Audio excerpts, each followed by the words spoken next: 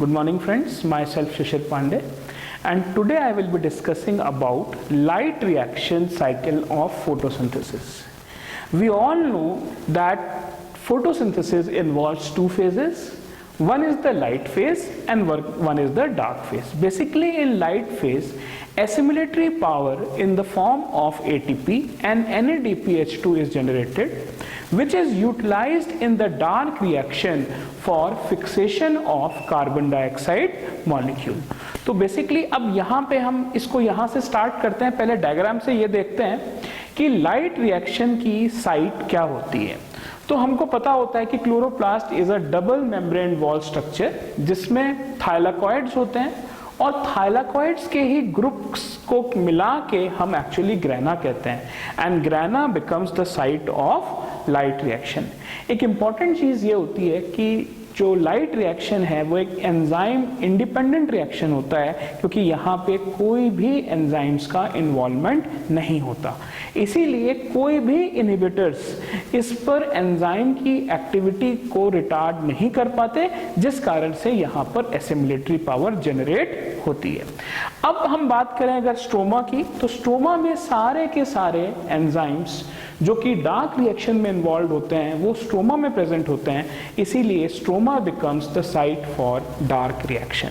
Now coming to the cycle of light reaction, तो basically light reaction में अगर आप यहाँ पे देखते हैं तो यहाँ पर फोटो सिस्टम्स का इन्वॉल्वमेंट होता है, और यहाँ जिन दो फोटो सिस्टम्स का इन्वॉल्वमेंट होता है वो होता है photo system 1 and photo system 2.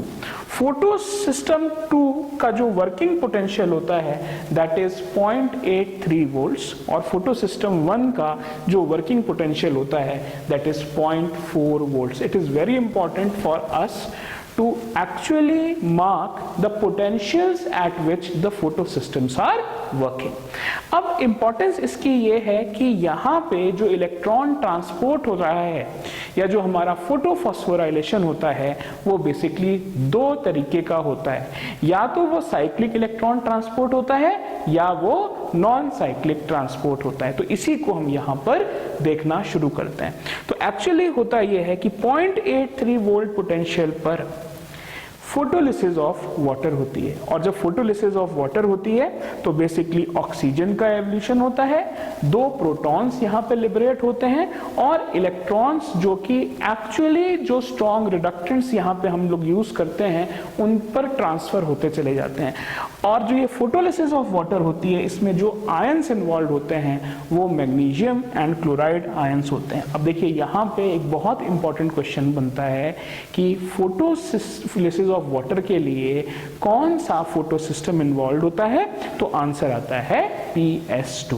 दूसरी इंपॉर्टेंट चीज, which ions are involve during photolysis of water, answer is manganese and chloride ion. Again a simple question that can be asked, how many electrons are liberated per molecule of water during the process of photolysis, answer है 2. तो actually पूरे system में जो energy gradient को बनाने वाली energy जहां से हमें मिल रही है वो फोटोलिसिस ऑफ वाटर से जो इलेक्ट्रॉन्स लिबरेट हुए हैं वो हमें वहां से मिलती है.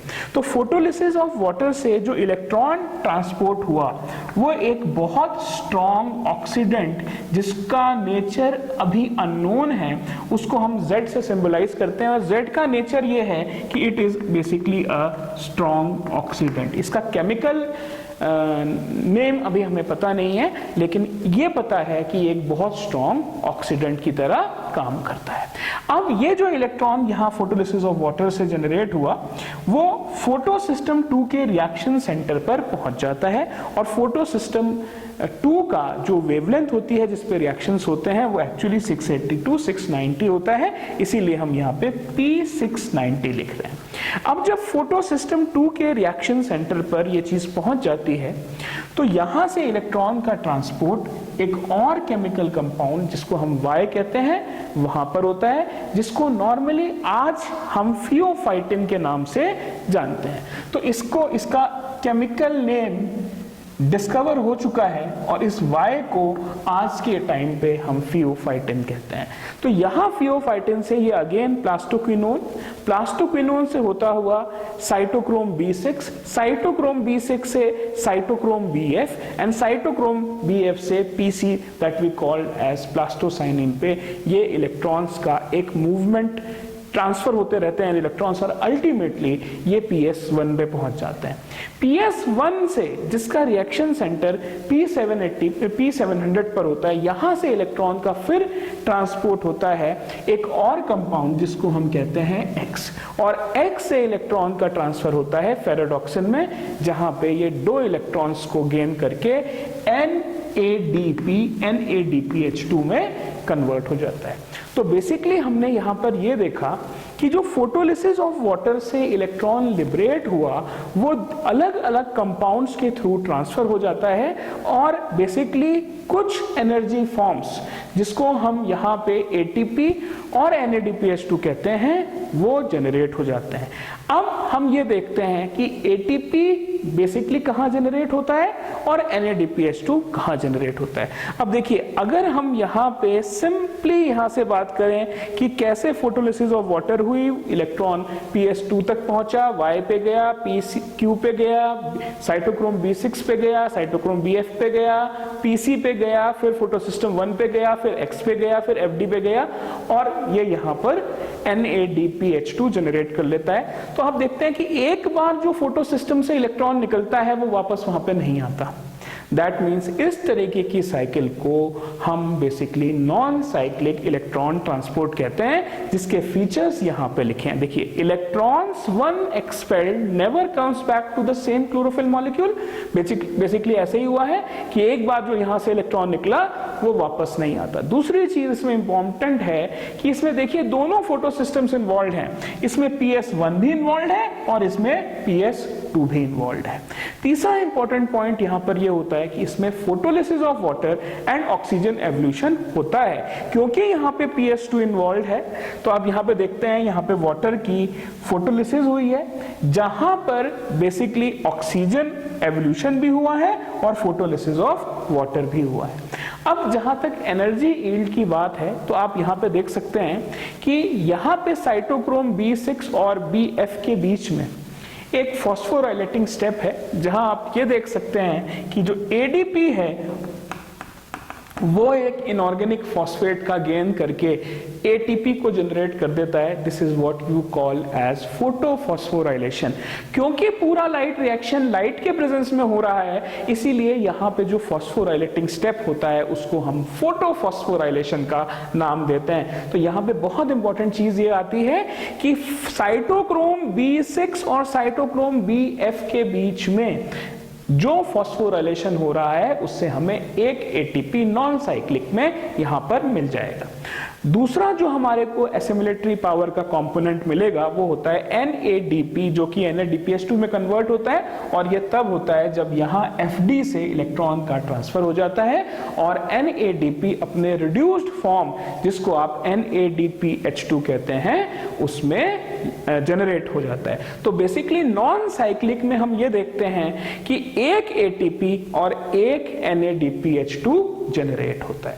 अब जब दूसरे फॉर्म ऑफ इलेक्ट्रॉन ट्रांसपोर्ट की हम बात करेंगे, जिसमें हम साइक्लिक इलेक्ट्रॉन ट्रांसपोर्ट की बात करेंगे, तो वो बेसिकली जो इलेक्ट्रॉन एक बार क्लोरोफिल मॉलिक्यूल से निकला वो घूम के या it will come back to the same chlorophyll molecule, that means it will be recycled, hence the name cyclic electron transport. अब ये देखते हैं ये साइक्लिक इलेक्ट्रॉन ट्रांसपोर्ट एक्चुअली होता कहाँ है। देखिए यहाँ पे नॉन साइक्लिक की जब हम बात कर रहे थे तो कंपोनेंट FD तक पहुंच गए थे। तो अगर FD से cytochrome B6, BF, PC reaction centre of photo system 1 अगर ट्रांसपोर्ट यहीं पे ये साइकिल घूमती चली जाती है तो ये जो हमारा पाथवे जनरेट होता है ये हमारा साइक्लिक पाथवे होता है। और इसमें जो इसके इंपॉर्टेंट फीचर्स ये होते हैं कि electron will come back to the same chlorophyll molecule. पहला फीचर देखते हैं कि देखिए साइकिल कहां से चल रही है, ये इस तरीके से चल रही है। तो FD से साइटोक्रोम B6 पे आया, BF पे आया, प्लास्टोसाइनिन सेकंड पे आया, रिएक्शन सेंटर ऑफ PS1 आया, दैट इज P700, और वापस से ये FD पे चला गया। तो क्योंकि it is coming back to the same chlorophyll molecule, hence the electrons are always cyclic in nature, they are coming back to the same chlorophyll molecule. दूसरा इंपॉर्टेंट स्टेप आप यहाँ पे देखें कि यहाँ पे सिर्फ और सिर्फ PS1 का ही इन्वॉल्वमेंट होता है। देखिए इसमें सिर्फ PS1 इन्वॉल्व है, इसको यहाँ से कोई लेना देना नहीं है। दैट मीन्स कि यहाँ पे PS2 का बिल्कुल भी इन्वॉल्वमेंट नहीं होता। तीसरी चीज, फोटोलिसिस ऑफ वाटर यहां नहीं होती, तो ऑब्वियस सी बात है ऑक्सीजन का एवोल्यूशन भी साइक्लिक इलेक्ट्रॉन ट्रांसपोर्ट में नहीं होता, क्योंकि photolysis of water characteristic feature बन जाता है हमारा रिलेशन PS2 के लिए, ना कि PS1 के लिए। दैट मीन्स यहां पे ना तो फोटोलिसिस ऑफ वाटर होगी और ना ही यहां पर ऑक्सीजन एवोल्यूशन होगा। अब कितने मोल्स ऑफ एटीपी जनरेट होते हैं यहां हमें देखना पड़ेगा। देखिए एक तो हमारा डेफिनेटली साइटोक्रोम B6 और BF के बीच में जनरेट होता है, ये हमारा एक फॉस्फोराइलेटिंग स्टेप होता है। और यहां पर आप देखिए कि FD से जब साइटोक्रोम B6 पर आता है तो आप यहाँ पे ये देखते हैं कि एक FD जो होता है एक हायर पोटेंशियल पे प्रेजेंट होता है और साइटोक्रोम B6 एक लोअर पोटेंशियल पे प्रेजेंट होता है। और जब कभी भी हायर से लोअर पोटेंशियल पर कोई चीज़ आती है तो एनर्जी का लॉस होता है, and the loss is in the form of ATP। That means जो साइक्लिक ट्रांसपोर्ट है इस पे NADPH2 तो नहीं बनेगा, क्योंकि यहाँ पे जो इलेक्ट्रॉन है वो यहीं पे साइकिल कर रहा है। लेकिन डेफिनेटली नॉन साइक्लिक के रिलेशन में साइक्लिक में 2 ATP मॉलिक्यूल्स जनरेट होते हैं, एक साइटोक्रोम B6 से BF के बीच में और एक FD से जब इलेक्ट्रॉन साइटोक्रोम B6 पर आता है तब जनरेट होता है। सो अब तक बेटा हम लोग ने ये देखा है कि what is the main features of the cyclic and non cyclic electron transport. मैं एक बार फटाफट से इसको फिर रिवाइज करा देता हूं कि जो साइक्लिक में इलेक्ट्रॉन्स जो हैं it comes back to the same chlorophyll molecule, इसमें PS1 का ही सिर्फ इन्वॉल्वमेंट होता है, फोटोलिसिस ऑफ वाटर और ऑक्सीजन एवोल्यूशन नहीं होता, 2 ATP प्रोड्यूस होते हैं और NADPH2 जो है वो नहीं बनता। हर एक पॉइंट एक इंपॉर्टेंट फीचर बन जाएगा जब हम इस क्वेश्चन को इस तरीके से करेंगे, which among the following statements is false about cyclic electron transport। Similarly ये देखिए नॉन साइक्लिक के जो फीचर्स हैं वो हैं कि electrons once expelled comes back to the same chlorophyll molecule, इसमें दोनों ही फोटोसिस्टम्स इन्वॉल्व होते हैं, PS1 and PS2 both, photolysis of water and oxygen evolution भी यहाँ पर होता है और यहाँ पे एक ATP और एक NADPH2 बनता है।